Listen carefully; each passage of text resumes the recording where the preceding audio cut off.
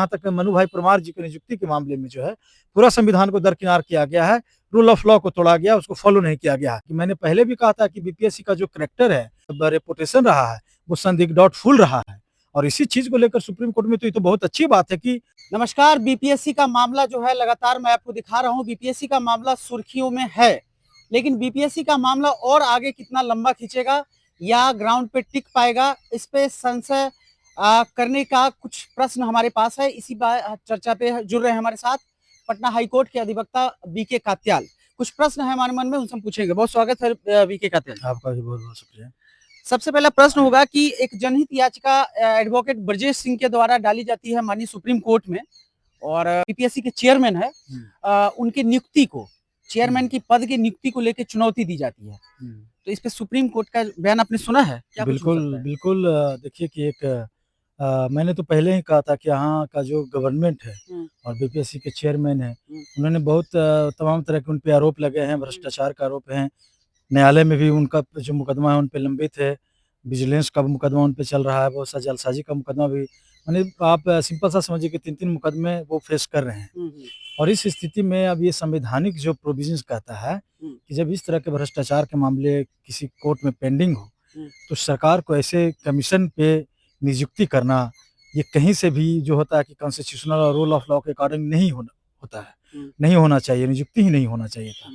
लेकिन आप समझ लीजिए कि ये मामला तब से चल रहा है कि जब बीपीएससी के द्वारा तमाम तरह के जो आरोप जो लगे, उस पे आरोप लगे और जो क्वेश्चन पेपर जो लीक हुआ बिहार पब्लिक सर्विस कमीशन का, लेकिन क्वेश्चन पेपर लीक हुआ, इसका कोई प्रमाण अभी उस तरह का नहीं है। बात जिससे कि मैटर यहीं से सब कुछ है। आप समझ लीजिए कि सुप्रीम कोर्ट ने तो केस को एडमिट भी किया है, वहाँ हियरिंग भी हुई है, एक न्याय मित्र का भी वहाँ पे गठन कर दिया गया है, एमिकस क्यूरी का भी वहाँ पे किया गया है।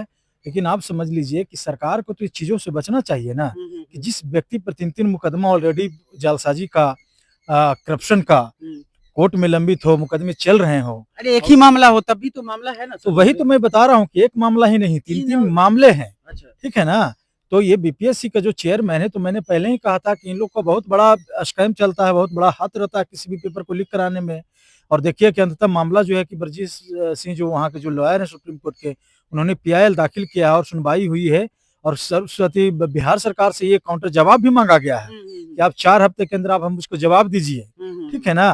तो एक ये तो बिहार सरकार पे चाटा मारने वाली काम है कि सुप्रीम कोर्ट का देखिए कि उन्होंने चाटा मारने का काम किया है और जो कि कॉन्स्टिट्यूशनली जो होना चाहिए वो नहीं हुआ है ना। तो आगे देखिए कि 4 हफ्ते के बाद बिहार सरकार क्या अपना डिफेंस देती है, क्या वहां अपना रिपोर्ट सौंपती है। लेकिन जो भी कुछ है इस मामले में बीपीएससी चेयरमैन को बिल्कुल हटाना चाहिए।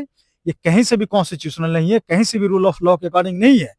मामला चल रहा और आप उसको एक बीपीएससी, आप समझ लीजिए छोटा मोटा कमीशन नहीं है ना। ऐसे कमीशन का चेयरमैन बनाना, तो ये तो मुझे लगता है कि कहीं ना कहीं बहुत बड़ा डाउटफुल और कहीं ना कहीं बड़ा ये संवैधानिक चीजों को दरकिनार करके ये माननीय जो हमारे जो मुख्यमंत्री हैं, हमारे जो बिहार सरकार के जो गवर्नर बिहार सरकार जो है, उन्होंने नियुक्ति करने का काम किया जो कहीं से भी सही नहीं है। हम इस बात पे डिस्कशन कर रहे हैं, लेकिन सरकार में जो सचिव होते हैं आईएएस रैंक के अधिकारी होते हैं, कह ले कि आईएएस अधिकारी ही होते हैं, तो उनके पास इतना नहीं सेंस होगा कि किसी की नियुक्ति रूल ऑफ लॉ के अकॉर्डिंग, मतलब विरोध में जाके कर दें। हम लोग आप लोग डिस्कशन कर रहे हैं, अभ्यर्थी कह रहे हैं, लेकिन सरकार और जितने जो सिस्टम है वही तो उनका नियुक्ति किया है ना। देखिए, आप जहाँ तक कि सरकार की बात है, जहाँ तक आईएफएस ऑफिसर की बात है, तो आप समझ लीजिए कि चोरों को इसलिए बैठाया जाता है ताकि अच्छी तरीके से हम चोरी कर सकें। ठीक है ना। तो और जितने भी आईएएस आईपीएस का आप नाम लिए हैं, तो आप बताइए कि बीपीएससी का जो चेयरमैन है उसकी नियुक्ति में सरकार कहाँ थे, सरकार के आसपास कौन लोग हैं, जितने भी आईएएस, जितने भी ब्यूरोक्रेट्स लोग हैं, क्या वो उनकी सभी छवि साफ है क्या, उनकी छवि साफ है क्या है? अब बताइए ना। तो मैंने तो पहले भी कहा था कि पेपर जहां तक लीक होता है तो सारे जितने भी सरगर्द हैं, जितने भी आसपास के लोग हैं, बिना के सबके साठ गांठ के थोड़े लीक होता है। और इन्हीं चोरों को मैंने बैठाया गया था ना। एक देखिए कि मैंने एक कोट करना चाहूंगा कि एक वीडियो भी वायरल हुआ था पत्रकार मीडिया बंधुओं के द्वारा कि मन्नू तू चोर है, मन्नू तू चोर है। तो आप समझ लीजिए ना कि मैंने पहले भी कहा था कि बीपीएससी का जो करैक्टर है, उसका जो रेपुटेशन रहा है, वो संदिग्ध डाउटफुल रहा है। और इसी चीज को लेकर सुप्रीम कोर्ट में तो ये तो बहुत अच्छी बात है कि आप समझ लीजिए कि आप संविधान को आप दरकिनार करके उसकी नियुक्ति आपने किया है। ये आंदोलन मतलब अब दब जाएगा, कुछ होगा नहीं, क्योंकि देखिए सर प्रीमियरली टेस्ट तो हो गया और जो होना था वो हो गया। अब इसके बाद सर मेंस की बात है, अब मेंस हो जाएगी फिर अगला टर्म का बात आ जाएगा। देखिए जहां तक के आंदोलन की बात है वो आंदोलन तो जो ऑनगोइंग चल रहा है वो चल रहे हैं। कुछ लोगों को गिरफ्तार भी किया गया, 1-2 दिन पहले गिरफ्तार भी किया गया, तो इससे कोई फर्क नहीं पड़ता आंदोलन को।